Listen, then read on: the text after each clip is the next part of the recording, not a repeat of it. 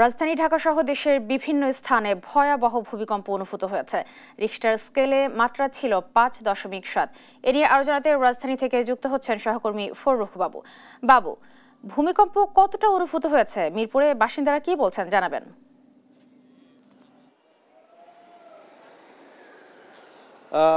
আপনি জানেন যে মার্কিন যে ভূতত্ত্ব জরিপ সংস্থা তারা বলছে যে রিক্টার স্কেল ভূমিকম্পটির তীব্রতা ছিল প্রায় 5.5 এবং ভূমিকম্পটির কেন্দ্রস্থল বাংলাদেশের নরসিংদী জেলার ঘোড়াশালে এবং পার্শ্ববর্তী দেশ ভারতে এই ভূমিকম্প অনুভূতি হয়েছে। তো জেনে রাখেন যে সকাল 10টা 38 যে ভূমিকম্পটি হয়েছে, যেহেতু ঢাকার খুব কাছে হওয়াতে তার ইফেক্টটা ঢাকা সহ সারা দেশে খুব ভালোভাবে পড়েছে এবং এখানে মানুষ তারা আতঙ্কে, ঢাকার যে বহুতল ভবনগুলো রয়েছে তারা আতঙ্কে আসলে ঘর থেকে বের হয়ে এসেছেন।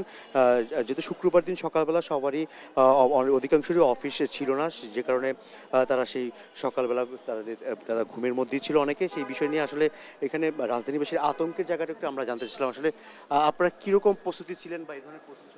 আসলে কেউ তো প্রস্তুত ছিলাম না, আর এত জোরে ভূমিকম্প এর আগে আমরা কখনো অনুভব করিনি। এটা সবচেয়ে বেশি জোরে আমি ফিল করেছি আর কি। তো হঠাৎ করে দেখলাম 10টার কিছু পরে ঘরের সব কিছু নড়ছিল। তো ভাবলাম হয়তো অন্য কোনো কারণে, পরে দেখলাম চারদিকে হইচই, তখন বুঝলাম ভূমিকম্প, সবাই নেমে এলাম। এই বিষয় নিয়ে আসলে সবাই সবার পরিবারের সাথে মানে খোঁজ খবর নিচ্ছে। সেই খোঁজ খবর নেওয়ার বিষয় নিয়ে যে কার কোনো অবস্থা, কোনো ক্ষয়ক্ষতি হয়েছে কিনা সেই বিষয় নিয়ে আমরা একটু জানতে চাচ্ছিলাম। আসলে ভূমিকম্পের পরবর্তীতে আসলে সবার সাথে তো কথা বলছেন, হ্যাঁ হ্যাঁ, অনুভূতি জায়গাটা কিরকম কথা বলছিলেন সবাই কিনা? হ্যাঁ, এমনিতে কোথাও কোনো ক্ষতির খবর উনি পায়নি। কোথাও ওর বাবার সাথে কথা বলেছে।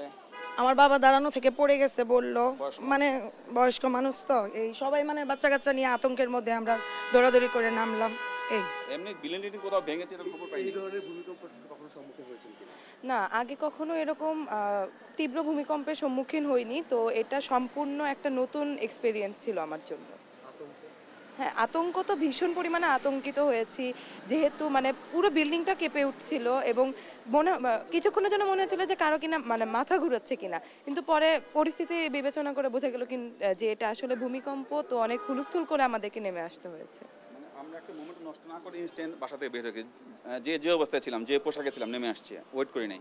তো ওইটা একটা ভালো স্টেপ ছিল ফর সেফটি। আমরা ওই যে যখনই ভূমিকম্পটা অনুভব করছি তখনই আমাদের দুর্যোগ এলান ছিল, আমি কর্মরত ছিলাম। সবাই যার যার স্থান থেকে সবাই সরে বা নিরাপদ স্থানে দাঁড়াইছে।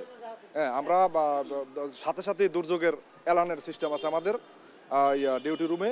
আমরা সাথে সাথে ওই দুর্যোগের এলান দিই এবং সাথে সাথে সব লোকজন নামিয়ে আমাদের নিরাপদ স্থানে আমরা আনতে সক্ষম হই। আপনি ভূমিকম্পের সময় কোথায় ছিলেন? আমি যাত্রী নিয়ে আসলাম, আসে দেখি লোকারণ গাড়ি সাইড দিচ্ছে না। কি ব্যাপার, এত মানুষ কেন? তা বলতেছে ভূমিকম্প গেছে 10টা 41 মনে হয়। তা করছে তাড়াতাড়ি এখানতে যাও, আরও বড় ভূমিকম্প হতে পারে। আমার যাত্রী ভয়ে নামে আমাকে টাকা দিয়ে পারাপারি করে উনি সাইড নিল। আর দেখি খালি নিচতলাতে মানুষ নেমে আসছে। আর বলতেছে উপরে ফ্রিজের হলো ল্যাপটপ, মানে টিভি ল্যাপটপ ছিল, সেই ল্যাপটপ পড়ে গেছে। তারপরে আপনার ওই ওয়াইড ডোরে বলে কী যেন ছিল, সেটা পড়ে গেছে, আমি শোনা কথা। আর হলো আপনার এই যে খিলগাঁও পুলিশ ফাঁড়িতে আমি ফোন দিলাম আমার এক ড্রাইভারের কাছে, ভাই ওদিকে ভূমিকম্প হলো নাকি? তা বলতেছে ভূমিকম্প হচ্ছে মানে অনেক বিল্ডিং ফাট ধরেছে। এই পর্যন্ত আমার জানা শেষ।